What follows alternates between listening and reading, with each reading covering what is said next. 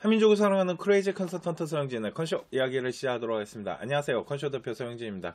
2022학년 정시 분석 방송. 자, 경쟁률과 인원 변화가 과연 입결에 어떤 영향을 줄까요? 요번에 2022학년 같은 경우는 교육부 정책의 정시 확대로 인해서 인원이 많이 늘어날 걸로 예상이 됩니다.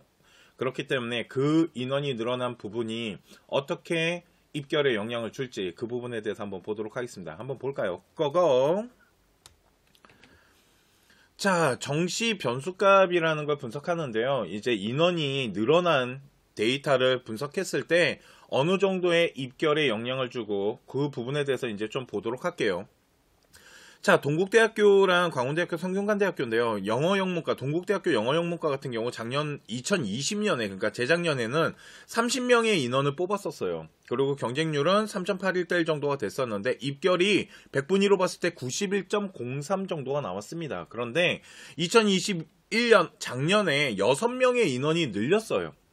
그리고 경쟁률이 비슷하게 움직였을 때 봤더니 100분위가 1점 정도가 내려가더라는 거죠. 100분위 1점은 진짜 큰 겁니다.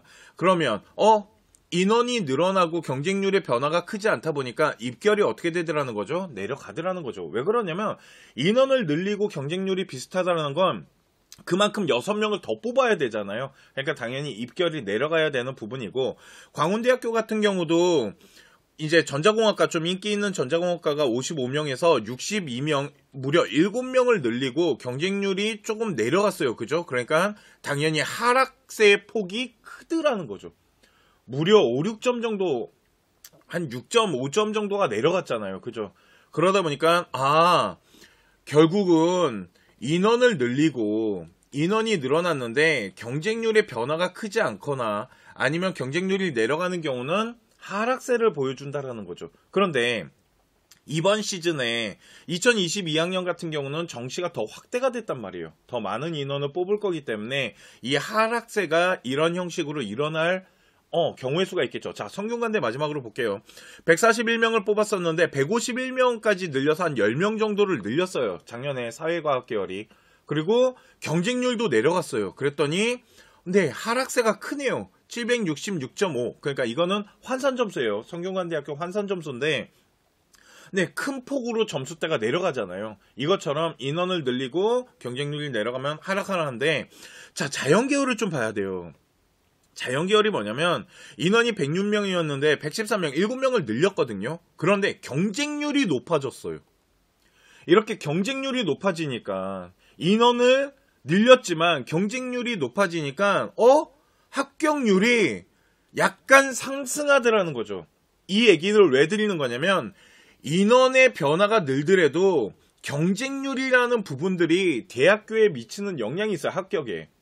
그래서 경쟁률이 어떻게 움직이냐에 따라서 인원을 늘렸지만 더 합격률이 높아지는 케이스들도 있다라는 부분을 반드시 잘 체크해야 돼요. 그래서 정시에서의 이런 경쟁률을 볼 때, 그러니까 인원을 볼 때는 인원만 보는 게 아니고 경쟁률 체크가 그래서 중요하다라고 봐야 돼요. 왜 그러냐면 학생부 종합전형 같은 경우는 전공적 합성이란 걸 준비했기 때문에 어차피 그 학과를 집어넣어야 되는 게 있지만, 솔직히 정시 같은 경우는 학과를 상관할 필요가 없잖아요. 대학을 먼저 생각하는 사람들도 많단 말이에요.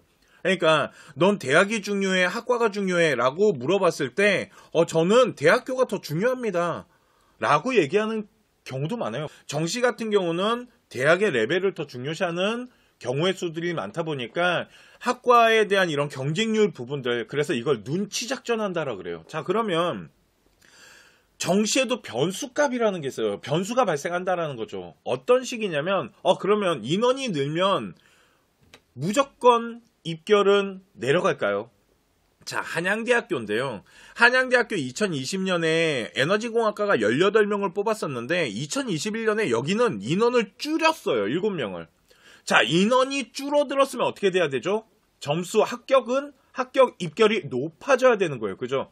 그런데 경쟁률이 6.71대까지 경쟁률이 약간 낮아졌어요. 인원은 줄였는데 경쟁률도 같이 낮아졌다는 거죠. 그러다 보니까 입결을 100분위로 봤을 때 하락하더라는 거죠. 이런 것들. 그러니까 경쟁률의 영향을 받는구나 라는 거를 다시 한번 볼 수 있네요.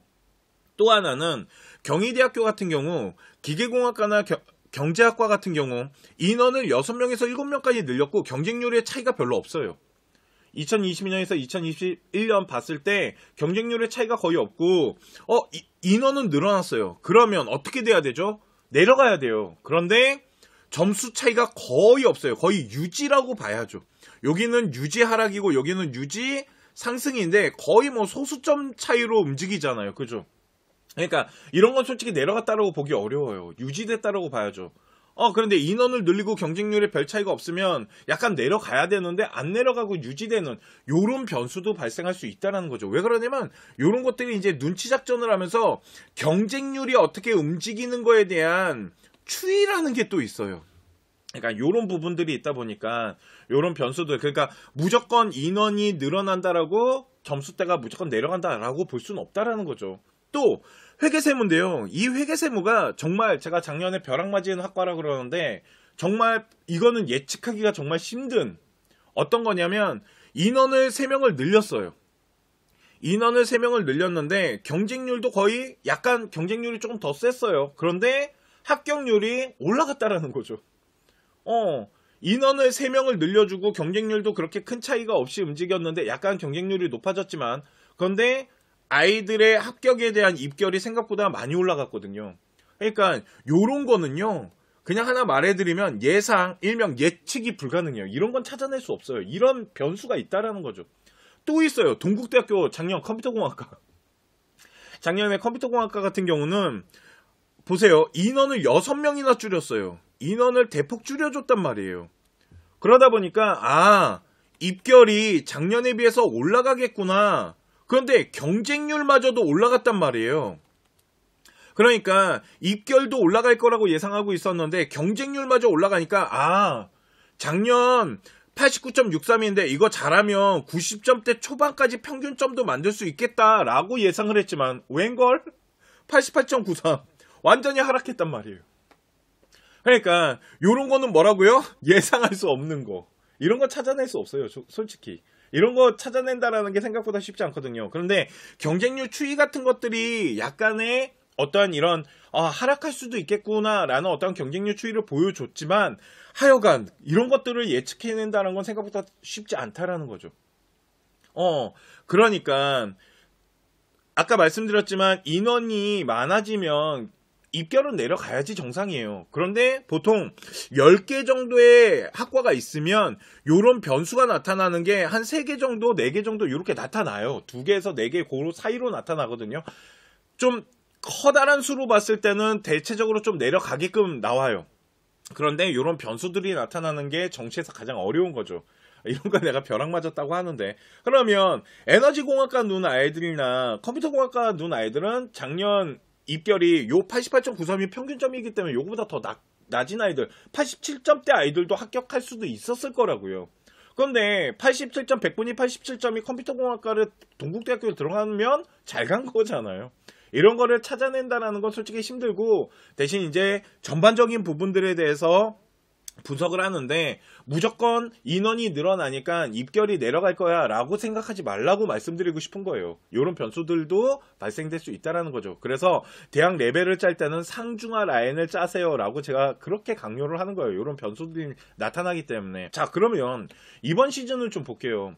요번에 정시 인원 변화가 있는데요. 서울대부터 저희가 시립대까지 정리를 한 건데 일단은 2021년보다 2022년이 전부 퍼센테이지 보면 아시겠지만 늘었어요. 특히 고대 같은 경우는 많이 늘렸거든요.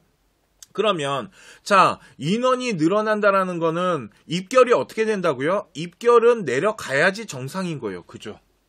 그런데 자, 선발 인원을 확대했고 합격 점수가 하락할 거라고 예상이 돼요. 그런데 아까 말씀드렸죠. 첫 번째 뭘 봐야 된다고요? 경쟁률이라는 변수를 체크를 하셔야 돼요. 예를 들어서 이 학과가 2021년에 10명을 뽑았어요. 10명을 뽑았는데 3대1이었어요. 그런데 2022년에 이 학과가 15명을 뽑아요. 5명을 늘렸네요. 그죠? 5명을 늘렸는데 15명을 뽑는데 경쟁률이 만일 블라인드라는 게 쳐졌어요. 블라인드가 쳐졌을 때 얘네가 벌써 3.51대1 막 이렇게 올라가요. 블라인드가 쳐졌을 때 벌써 작년 경쟁률보다 높아졌어요. 이러면 지원하기 입결이 내려간다라고 보장할 수가 없어요. 이런 것들을 체크를 해야 된다는 거죠. 이번 시즌은. 그러니까 블라인드 쳐졌을 때 경쟁률이 어떻게 움직이는지까지 보고 지원하는 게 훨씬 안정적일 수 있어요. 그리고 이번 시즌에 최대의 문제점이 있어요. 솔직히 경쟁률 체크도 중요하고 합격선이 좀 내려갈 거라는 생각이 들지만 이번 년에 가장 중요한 거는 통합정책이에요. 문이과 아이들을 한꺼번에 집어넣어서 평가하잖아요.